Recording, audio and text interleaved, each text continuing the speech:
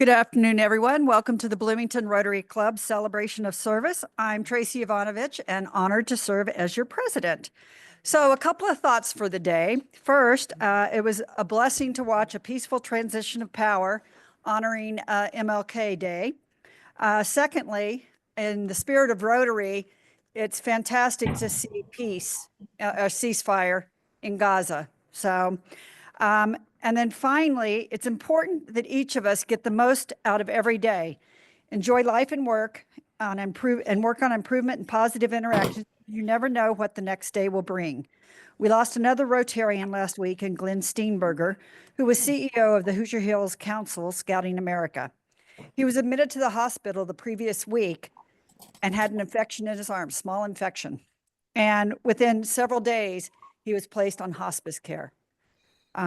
He was an avid champion of scouting. He was an outdoorsman. Martha has graciously sent a card on our behalf, and we will place his mailing address in the roundabout for sympathy expressions for his family, his wife, Maria, and daughter, Gabrielle. So again, it's important that we don't take any day for granted. And on that, I will ask Ashley Sullivan to come up, continuing with the presidential theme and what happened during your term for reflection.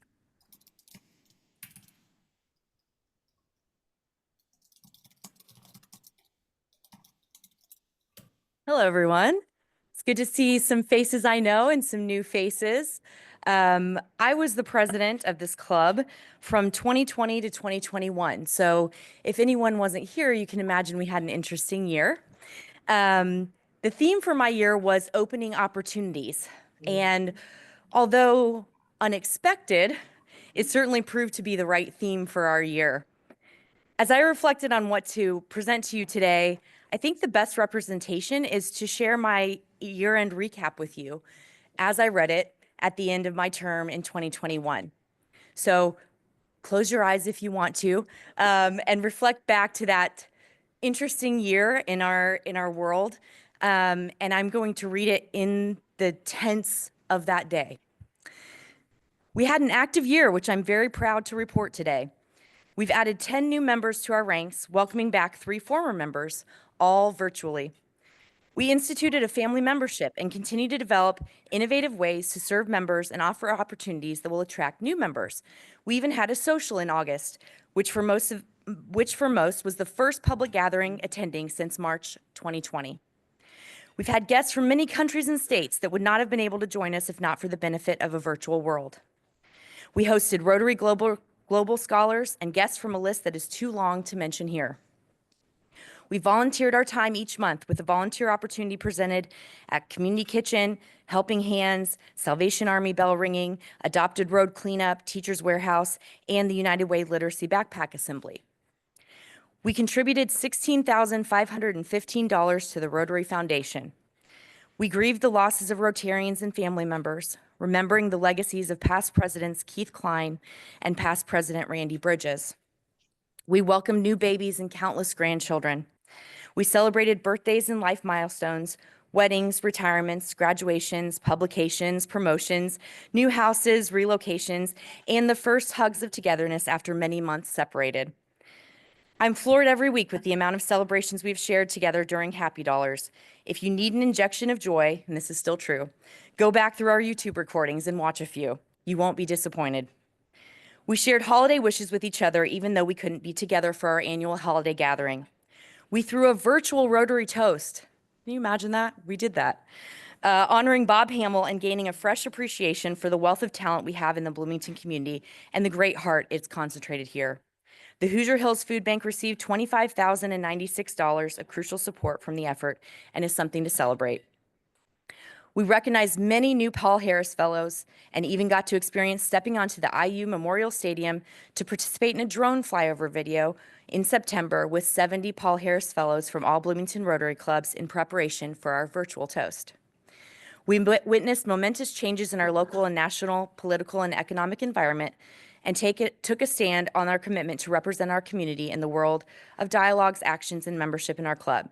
We witnessed the nomination of our first female Rotary International president, Jennifer Jones. We established a diversity fund and chartered a new diversity, equity, and inclusion committee to better serve our members. We enjoyed 2 virtual Rotary International conferences, district conference, and many virtual trainings. We hosted a virtual business outlook panel, and even RILA came together over Zoom. The Rotary train doesn't stop. It evolved quickly, and we saw most clubs in our district take to hosting online meetings with fun and no shortage of powerful speakers. In our club, we heard from many topics ranging from education, athletics, sustainability, philanthropy, and the list goes on and on. I won't read them here. While we haven't shared a meal together in 16 months, we shared discussion in our breakout rooms, some affording the chance to get to know each other even more than we might have otherwise. Thank you for your commitment to our community through membership in this club. We were only able to achieve continued improvement and contributions by working together. This year was no exception. Thank you. So a couple of observations when you think about, taking each day and making the most out of it. That was a tough time to lead through. And we actually got some really good best practices as a result of it. We have a lot of people on Zoom. We had a different change in the way we did the meal and the charges. So there's always silver linings in every cloud that comes along. It's important that we remember that. And to introduce our guests, let me just introduce our new county commissioner at large. Council member, sorry. Thank you on both accounts. And so let me introduce our guest today. As I introduce your name, would you please stand so we can recognize that you're here? So we have a guest of Decatur's, Heather Williams.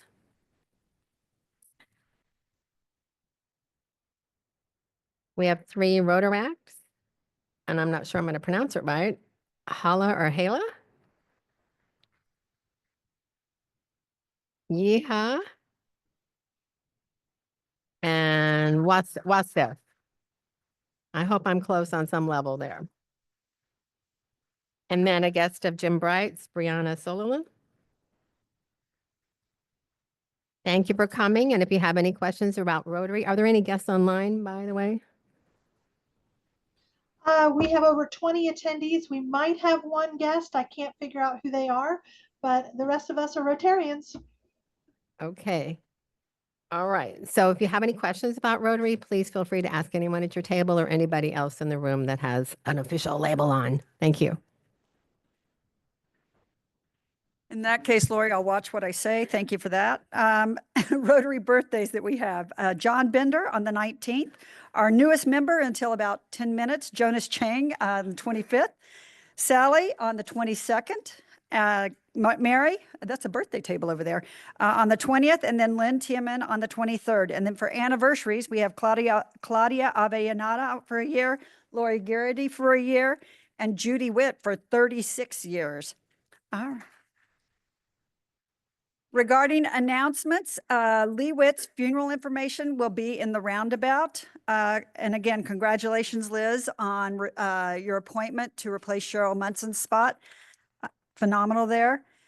We now have an induction, and I will ask Alam Barker, Katie Semek, and her sponsor, Yolanda Trevino, to all come forward for new members.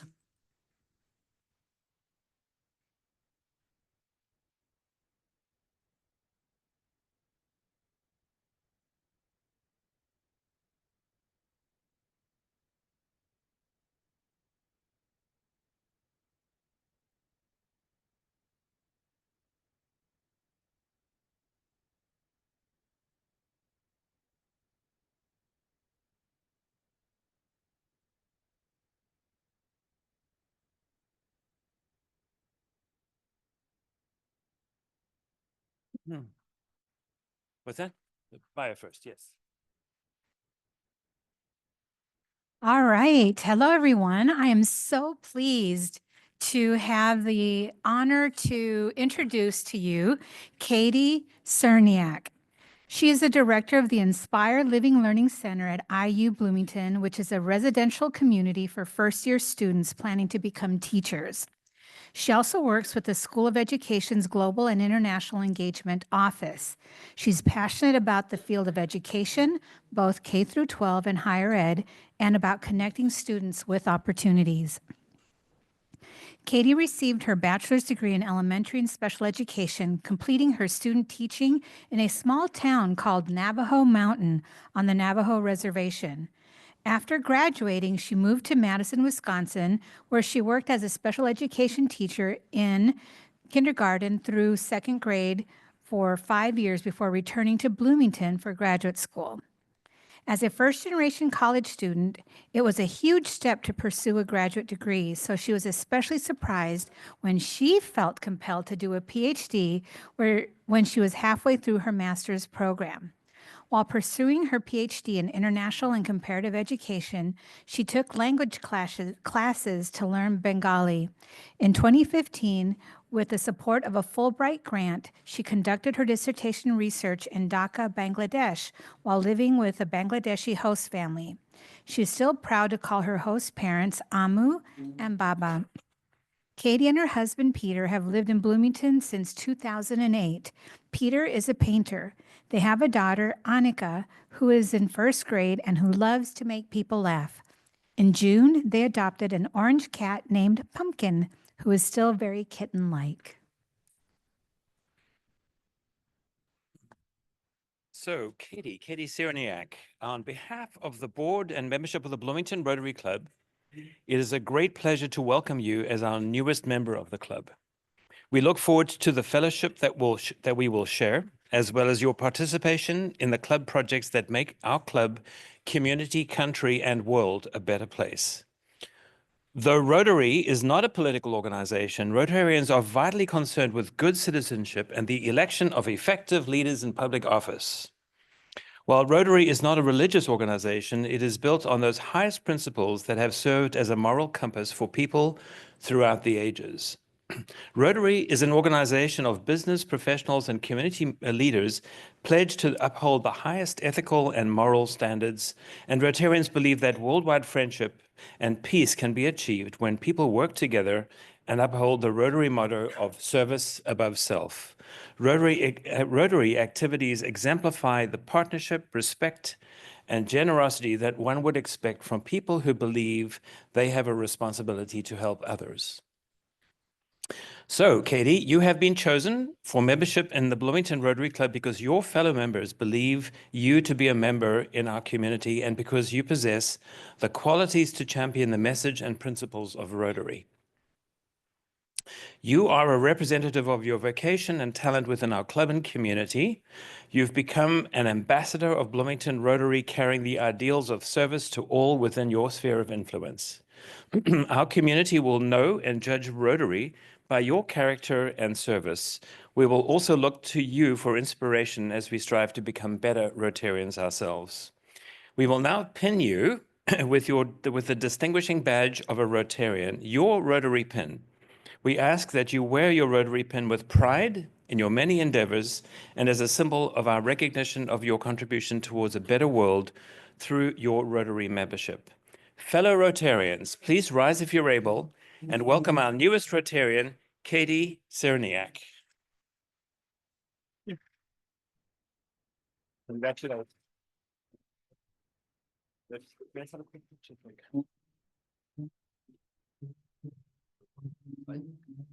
Tracy, one, two, three. And Mr. Baker, while we're doing this, if you could come up.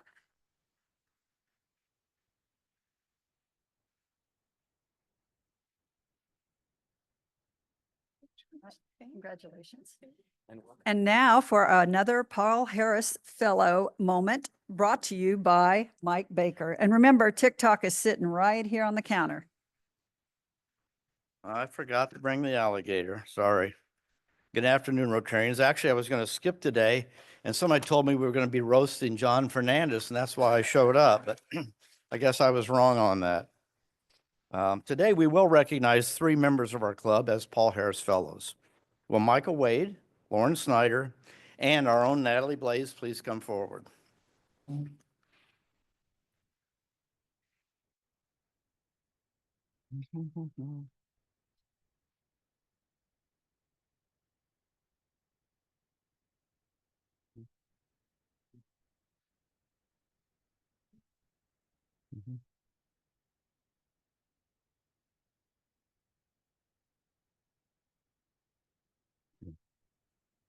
Many of you know Michael Wade as Dr. Wade, but trust me, never let him operate on you. He's a retired professor of biology, theoretical genetics, and evolutionary biologist. Can't really explain what he does, but neither can his wife, Debbie. One thing that I found out about Michael, being in the biology department, he was actually raising a racing snail called Patty. And this thing was famous because it would win races. But it started to slow down, and he was trying to figure out what to do. So he decided, being in the biology department, how to take the shell off to make it lighter. Unfortunately, it just made it more sluggish. Hey, that's his kind of humor, too. I'd say if you've ever been around him, especially outside, you see any kind of bug, bird, lizard, snake, or anything, he can tell you what it is, all of its breeding habits, everything. He will know. He's been spending a lot of time at Teacher's Warehouse, is an avid gardener, loves mystery novels. I think he's read almost all of them. An excellent cook, and he supported Rotary Foundation. Today, Michael received his Paul Harris Fellow +2. Next, we have our club secretary, Natalie Blaze. I was on the search committee during my 2017-2018 year as president to find a replacement for Pam Martindale. And we said, oh my gosh, we'll never be able to replace Pam. She was wonderful. After an interview with Natalie, I remember telling others on the committee, there's no reason to interview anybody else. She's perfect. Let's just make her an offer right now, which we did. She's not only served our club well, manages finances, helps us when we need something explained. She really is the best support a club president could have. She also works for the Bloomington Fire Department, helps run her husband's business in her spare time, is also being a mother. What could we do without her help every day? I see people up there asking her questions. Today, our club recognizes Natalie with her first Paul Harris Fellow.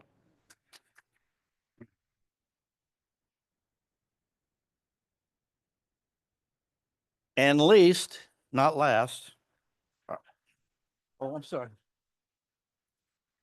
Our 2018-2019, Lauren the Sox Snyder.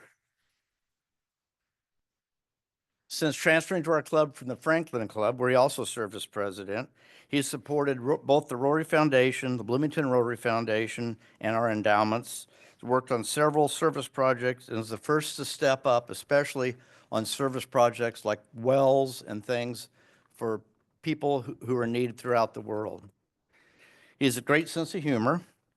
He enjoys advising people on investing and building wealth. He can dance, wear costumes, do anything to make people happy. He loves Butler, has his own bulldogs, plus 2 active boys and a wife that reside with him in a historic home in Indianapolis. This is Lauren's Paul Harris Fellow +8, which I think says it all. Please join me in recognizing Michael, Natalie, and Lauren as we pin them. And I need some help here. Some help.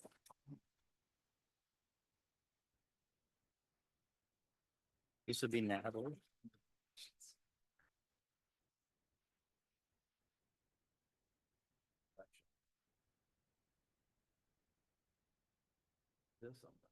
Oh.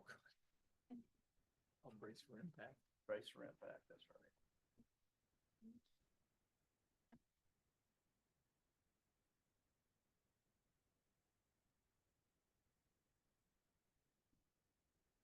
There we go. Nice. Thank you, Mike. Appreciate it. Thank you. Quick photo. There you go. Quick photo. Give it a Michael. Thank you for the flag. Oh, we got it. Thank you. Thank you. Thank you, Mike. And Lauren, nice job being the Soxy man up there. We like that. And with that, Michael Shermis, if you could come up and introduce our program.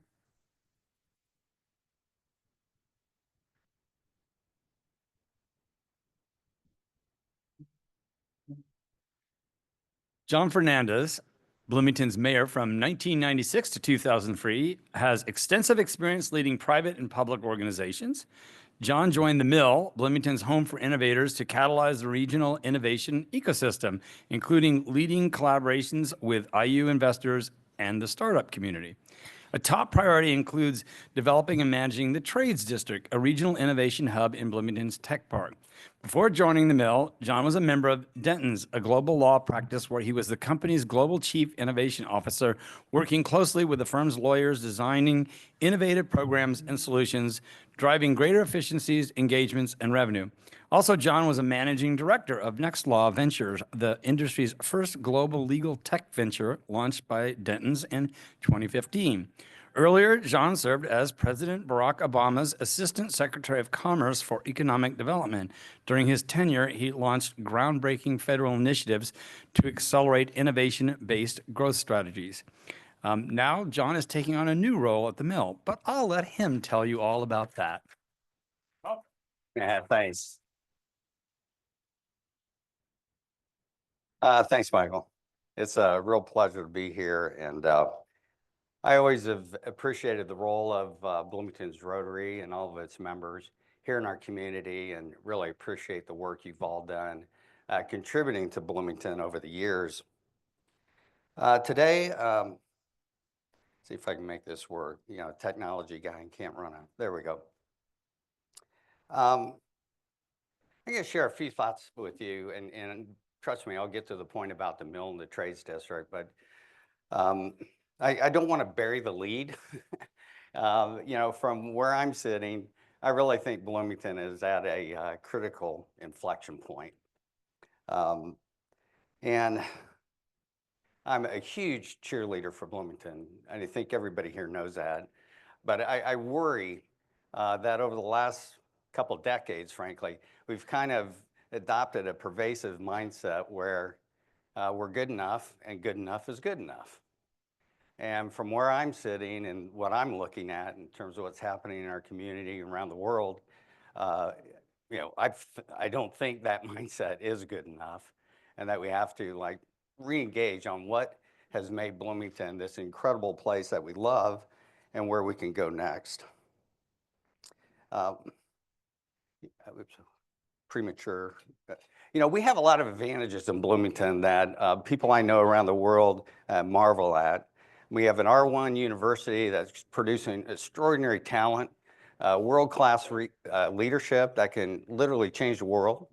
We're in close proximity to Crane Naval Base, the third largest naval base in America, and the largest concentration of engineering talent in the state of Indiana. We have access to phenomenal natural resources. We don't have an ocean, we don't have mountains, but boy, do we have some amazing lakes and parks and trails, all within, you know, close proximity to the city of Bloomington. We're now on a highway, an interstate highway, that makes it so easy for people to get here or for us to travel with the proximity to the Indianapolis International Airport. I still have the scars for supporting that project, but I wear them proudly today because I think that's an important part of you know, the infrastructure that's going to help our city. So when we think about all those assets, you got to wonder, you know, why are we not keeping up with our peer cities? And I have a simple answer to that. I think that we've kind of lost the ambition and the optimism that really built this city. So let's fire up the Wayback Machine. You know, you go way back, the Showers family. These brothers created Showers Furniture Factory in downtown Bloomington. I think they started it in 1856. They were super ambitious entrepreneurs. They were incredibly innovative. They were the first company to introduce the concept of veneer, which consequently brought down the cost of furniture dramatically, opening up huge markets all across the country. At their peak, they were the largest producer of furniture in the United States. Interestingly, they were also very progressive, for the lack of a better word. I mean, they hired women. They hired African-American designers who lived on the near west side. I mean, they were doing all these amazing things. They ultimately shut down the company as markets changed, and you know, that was a tough business to be in. But they closed in 1955. And as coincidence would have it, their site is now the home of the Trades District. So we like to say that we have the innovation DNA is in our dirt. I mean, that's who we are there. Other entrepreneurs, Sarkis Tarzian. How many people remember that name? And I promised I would refrain from political stuff, but I got to mention, he was an immigrant. Okay. What an amazing visionary. I mean, he developed and invented some incredible technology that fueled the transformation of the broadcast industry. He was also the catalyst that led to RCA being in Bloomington. And at its peak, RCA had 8,000 employees, represented a big percentage of total employment in the city of Bloomington. And like a lot of these other companies, they were heavily involved in the United Way and so many other civic causes and investments back into the community to improve the quality of life for our people. Bill Cook. Do I need to say anything? I mean, think about it. You know, this guy and his wife, Gail, she was a critical part of the team that started Cook. They grew this into the largest privately held medical company in the world. Importantly, though, they were a huge philanthropist. I mean, you can't look around Bloomington and see something that they didn't help make happen.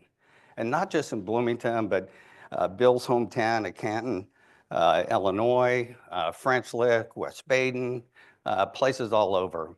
But all of these folks are super ambitious people with bold visions. They took risks, they built companies, and they put that investment back in to the city that they loved. That's what's helped build this place. Ambition and drive and just commitment. So where are we now? You know, we need more Bill Cooks. We need more Sarkis Tarzians. We need more Gail Cooks. We need more Showers brothers to try and reinvigorate where we're going so that we can have opportunity for people and the resources we need to continue to fuel the city that we love. Inflection point. These numbers, I mean, you know, we're in this period of time where nobody likes to agree on a set of facts. These numbers aren't from any, you know, liberal or conservative group. This is from the government. I trust their numbers. This is mainly census data. But our incomes, and this isn't a new thing, in Monroe County, our average incomes have always tracked lower than state averages and national averages. And I don't just mean as a whole, but if you actually look at individual professions and jobs, our numbers have always lagged the state and the national. But I tell you, the numbers on here that scare me the most relate to population trends. I mean, here too, the punchline is not only are we not growing, we're shrinking. You know, I've lived here since 1981. Bloomington always benefited from this very slow and steady growth. It was never a peak, like you can see in some, well, I have a different slide with percentage change, where you see all these peaks and valleys. We've always been just kind of this steady growth. But lately, we've actually declined. We're losing population. And especially in this 25 to 50-year-old demographic, which is the absolute critical group to fuel employers, current and future. And that's something that should keep people awake at night. So Liz, welcome to the club. So why are we losing these people? Well, for one reason, there's really two big reasons. One is perceived lack of career opportunities, and the second is housing. I'm not going to talk about housing. We can talk about that some other time, and I'm sure others have, but that is a huge, huge issue that we have to deal with. So I'm just going to talk about the career pathway stuff. So that's where the mill comes in. I mean, we are all about nurturing an environment, an ecosystem, if you will, where new companies can be formed, succeed, and scale. That's what we do. And that's why I'm there. I mean, I'm excited about it. I think this is an opportunity to do some things that can help build our community. At the mill, we absolutely believe in this big, hairy, audacious vision that Bloomington will be the tech center, well, the center for technology entrepreneurship in the state of Indiana. Why do we think that? Because we have these incredible assets.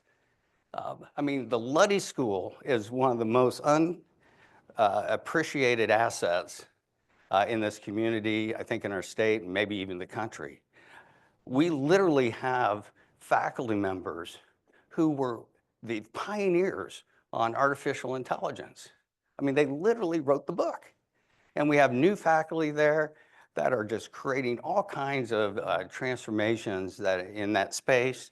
They're very much in tune with wanting to create companies and do translational research. That's an opportunity for Bloomington that many of our peer cities just cannot replicate. So we're excited about that. We think this vision can happen. A little history. You know, the mill was launched in 2018. The city of Bloomington acquired the Trades District from Indiana University. They invested in the mill. It's about a 20,000 square foot facility. How many of you have been there? Has anyone? Yeah, I'm sure most of you had it. It's a fabulous space. I mean, it was designed very intentionally to encourage and facilitate interaction. So people are always, running into each other. There's a very active social hub, and that's where you can just go grab a coffee or have lunch, and that's, you're talking to some peer who's doing some really interesting work, and they can help solve problems for you. Building that kind of community is really important to fuel the ecosystem. That's a weird word, right? But I can't think of a better one because that's what we're doing. So the mill very quickly, in over about a 6-year period, has really established itself as one of the premier centers for entrepreneurship in the state and even in the Midwest. We have programs that help teach people how to get these companies from idea into an actual company. We have startup coaches that can help problem solve. We have an investment fund called the Flywheel Fund, so we can bring the capital to get these companies moving forward. And I think the track record for the mill has been pretty strong. We've got a great foundation to work on or to build upon as we go forward. And the Trades District, if I can make this work. Can you advance that? There we go. Oops. The Trades District is another important part of this infrastructure. So it's about a 14-acre site. The goal here is to have an innovation district that is serving the community, but it's also a regional innovation hub that can connect talent to opportunity in our broader region. The goal here is to have a very vibrant mixed-use neighborhood. As Phil Powell, some of you know Phil from Indiana University, talks about curated density, so that you've got mixed uses, but you're very focused on that demographic of 25 to 50. Now, I don't know about any of you, but I came here a long time ago to go to college, ended up sticking around. And this is a quintessential college town, and it's great. But boy, once you graduate, there's not really a home for you. You feel out of place when you're, 25 to 30. You can't hang out on Kirkwood anymore. You're the creepy dude from, Dazed and Confused. So, we need, and we hear this, it isn't just opinions. We do a lot of engagement, listening, talking, researching what this demographic is interested in, and they need a home.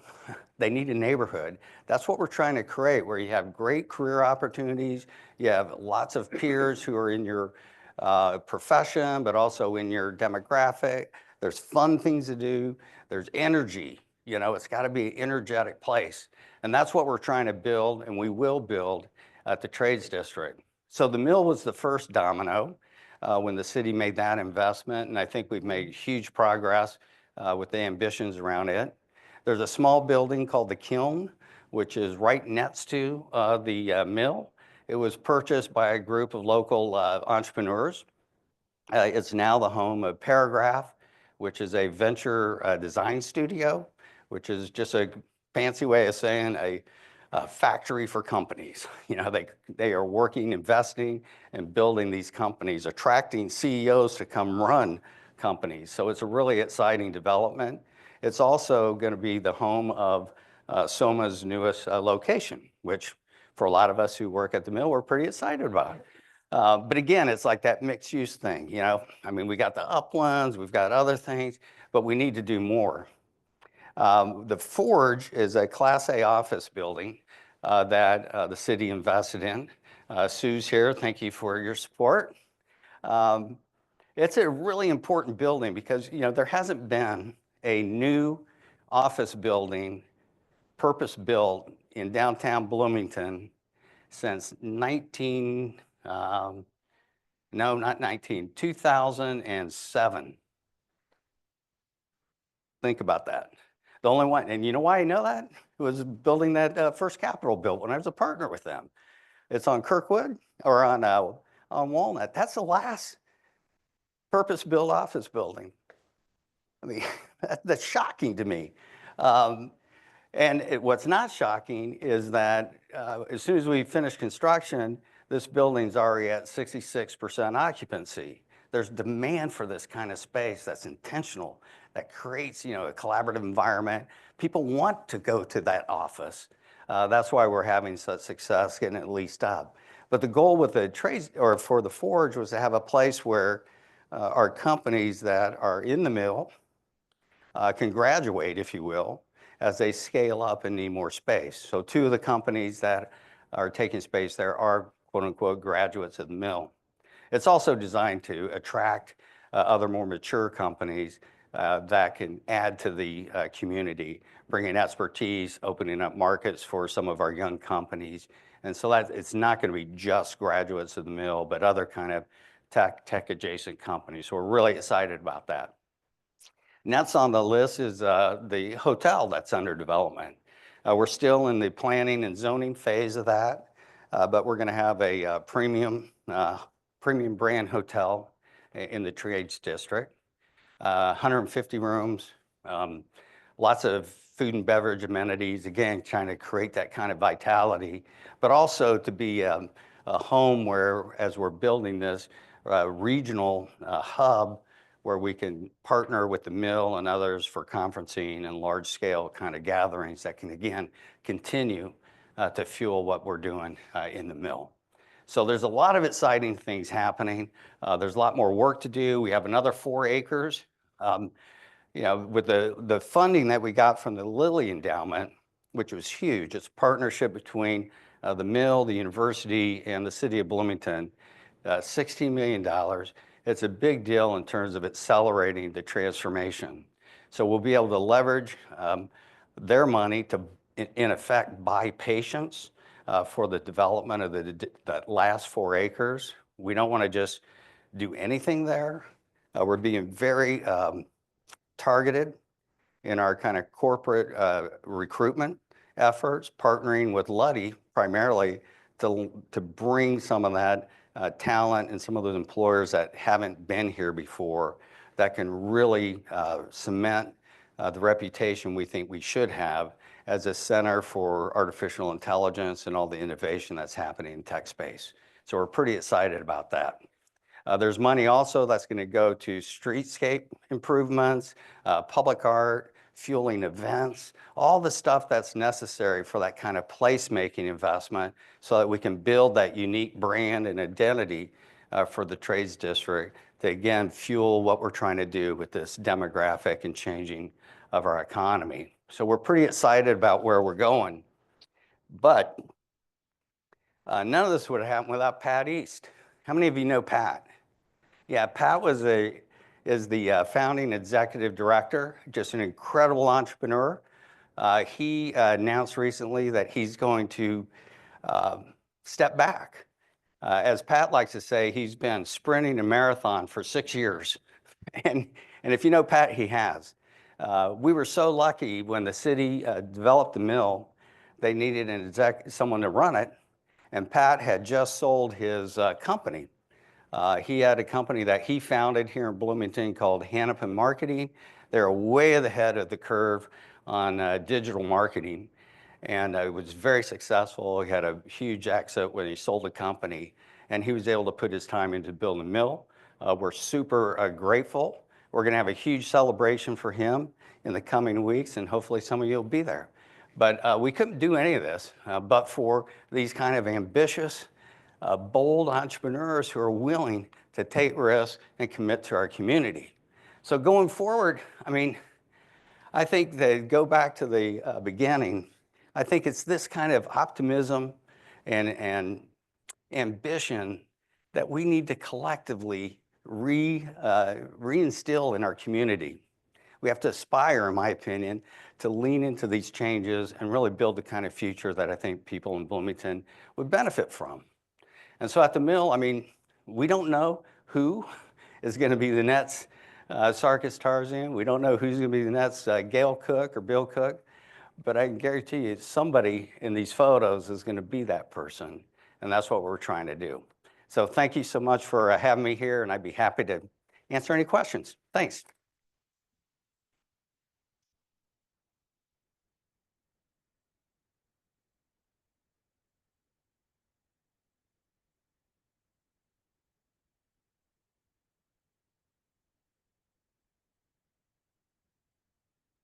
Thanks a lot for a great talk. Thanks. Two things that almost all startups need are capital Mhm. and intellectual property attorneys. Yep. Does Bloomington have those resources, or do these companies need to go to Indy for that, especially the capital, the venture capital? It's a great question. You're right. I mean, those are the things you need. Talent, capital. We have a lot of IP, by the way. You know, the university certainly could be a product or a production factory for that. I hate to use the word factory, but it is. Crane has a lot of IP. Some of our companies do. We're starting to track that a little bit better. The university is making some new commitments in terms of how they do translational research to push ideas into products and companies.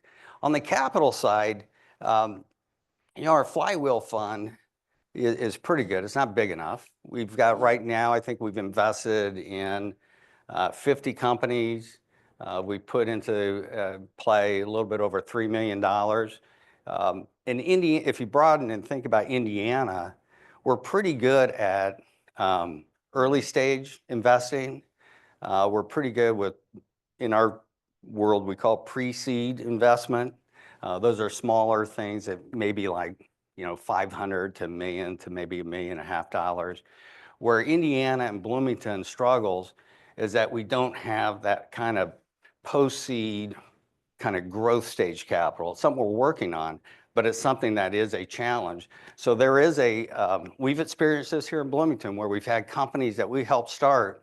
They end up, as they're going to get that kind of growth capital, they end up getting pooled to other markets where that money's there. But again, it's not just about the money.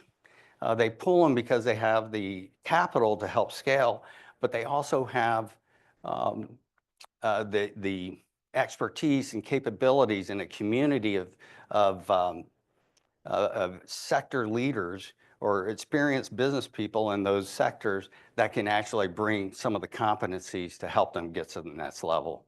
So I think we can overcome that. The beautiful thing about the world we live in now, we're better connected than we've ever been. If you think about the network, if you did like a knowledge map of everybody that has like Bloomington DNA, either through the university or through being born here or coming here, it's an incredible network that we can unlock, but it's a challenge for us.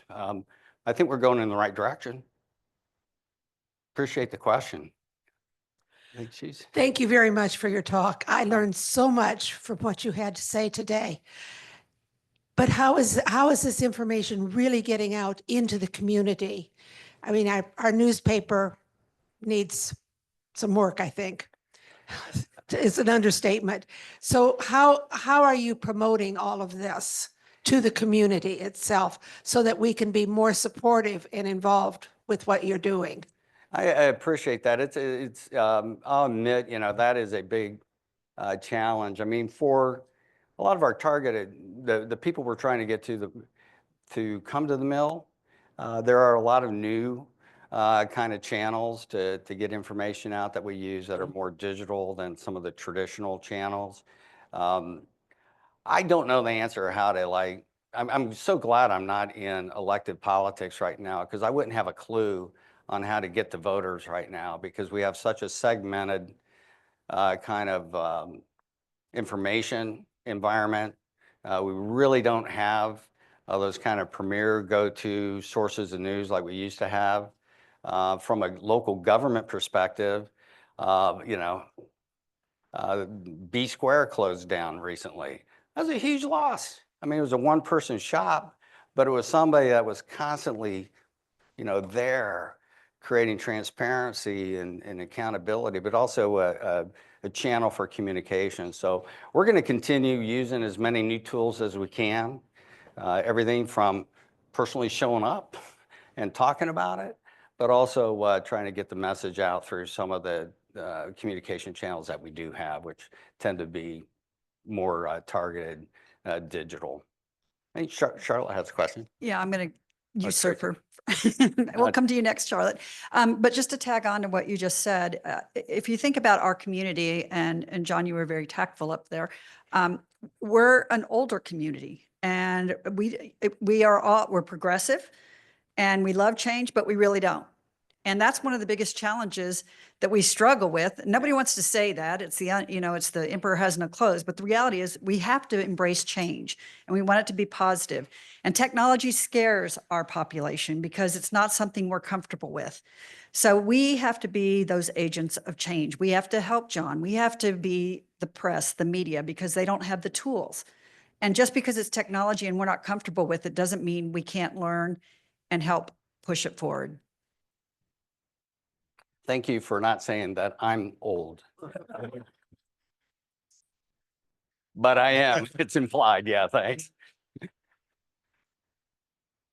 Yes, Charlotte. We have a big university here, and it has a lot of students who are pretty good. And we have a specialist group of people in the school of music, for example. We're constantly producing people who go out and create good careers. I know music is the most is not the one that you would go for to look for money, but in fact, the chamber. We have another county in this state that is trying to claim the space of the music capital, which I think we should be grabbing and building, among other things. So I guess my question is, what do we do in our business development, looking around for people who possibly could contribute to one area of the economy or another? We need, I think we need manufacturing, and we need IT stuff, but we also need people who will bring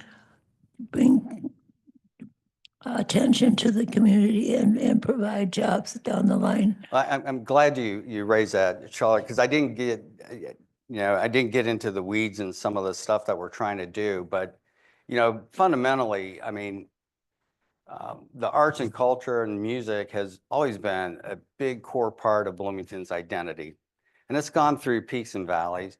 But when we look at the kind of companies and the work we're doing to attract people to the trades district, the creative arts are one of those targets. When we think about the events that we're going to try and do, we want to build that unique identity of the trades district as a place where the tech, I kind of stole this from Malcolm Abrams, is where tech and the arts abide. That's part of our brand. Our School of Music is incredible, and we've not really been able to capture that from purely from a, an economic development perspective. I think that cultural development is part of our economic development. So we're very mindful of that, and I hope that, I remember, back in the day, I mean, Bloomington was a much bigger center for live music than it is today. But there's a lot of folks working on that right now. People like Pablo Fuentes, who started the, what's it called, the Cosmic Songwriter Series, and created this kind of event here. He came here as part of a remote Bloomington program run by the Mill. Robert Midas with Bloomington Roots. I mean, he's very much involved in trying to, how do we recreate that? Now, the Grand Falloon is a big event that's more, arts and humanities, but the music piece of it is phenomenal. We can build on that. We need better venues, frankly, and to be able to attract. We've got this weird market where we kind of miss this one little piece in the market that either our venues are too small or they're too big. So there's some work to do in that space. But there's a lot of opportunities here to be able to keep that kind of cultural vibe that distinguishes Bloomington from the rest of the cities in the state of Indiana. We don't want to lose that. That would be a tragic mistake, because I think the culture and kind of the history of this place is a differentiator that makes it attractive to the people that we're trying to retain or attract to Bloomington. But I'm glad you brought that up, Charlotte. Mike, don't roast me, okay? So, go ahead. Oh, sorry. Mike, Wait a minute. microphone for Mike. A microphone for Mike. Okay, for years, at least when I was working in business and traveling around the state, everybody had the perception of Bloomington, and I think a lot of it was true. It's a hard place to do business. Yeah. People didn't want change. They didn't want to approve your building permits. If they were going to give you a building permit for a business, it only took 6 months or 6 Yeah. years. How are you involved in trying to change that with our local government? Well, fortunately, I'm not that involved. I kind of stepped away from that. I think it's true. I think the interesting thing to me is that, it's a mindset, it's an attitude. So if you look at, because I've done this, and I've done this for years, if you actually look at the building and zoning codes for Carmel, Indiana, or Fishers, Indiana, they are more strict than the city of Bloomington. They are. In Carmel, they have their own architect. Talk about design review. Here's the difference. There's certainty. There's certainty in what the outcome is going to be if you want to do something. And there's an attitude that says, if you want to come here and do that, which we've actually created a code and regulations to accommodate, we want you to do it. And so the process has predictability, it's welcoming, and it can move faster. In Bloomington, I was listening to a podcast recently with Brad Whistler, who incidentally is one of the entrepreneurs that started Paragraph and bought the kiln. But anyway, he's been a longtime member of the Plan Commission, and in it, because I wasn't here paying attention when this happened, but when the city adopted its current zoning ordinance, it was intentionally crafted to create uncertainty, because people felt that there was always this balance between, do you have input, do neighbors have input, did the community have input? And there's different places where you can have that input, but we baked it into this code that makes everything uncertain. I now serve on the Board of Zoning Appeals. I can't tell you, I was reading the packet, Sue, for this week's meeting, and I'm looking at it and going, why in the hell is this on our agenda? It's a conditional use. If you meet these conditions, you can do it. Why can't the staff say yes? I mean, it's a mindset that we've got to turn around, because it's just too hard, and people just don't have the patience for it. When it comes to housing, that is a major problem, because time is money, uncertainty is money. It changes the, it totally changes the calculation from a return on investment perspective. And the easiest thing to build in Bloomington, Indiana right now are student apartments because it's certain. If I want to do, a duplex, a really nice duplex, I've lived in lots of places in the world where we have beautiful duplexes. That's like pulling teeth. If I want to do, anything that's, creative, you're looking at 6 months to 9 months, and you don't know if they're going to say yes. So to me, and not that I have strong feelings about it, it's just, I don't know, I'm not a behavioral scientist or anthropologist. I mean, I don't understand it, but there is this human nature that just is terrified of change. And it's always been that way in Bloomington. It's a very conservative town. We like to say we're progressive, and I think we're lean socially to the left on a lot of policy. But when it comes to actual progressivism of trying to drive change, embracing change, always going forward, we are super conservative. There's nothing wrong with that, but I think we do need to get a better balance here and recognize that we are in an inflection point, and the way we've been doing things is not working as well as it could. It's not terrible by any means. It's not terrible. We wouldn't be here if it was, but it could be a lot better. And I hope that we'll come together to make it a lot better. So, Thank you. But that's all the time we have for questions. thank you. Thanks.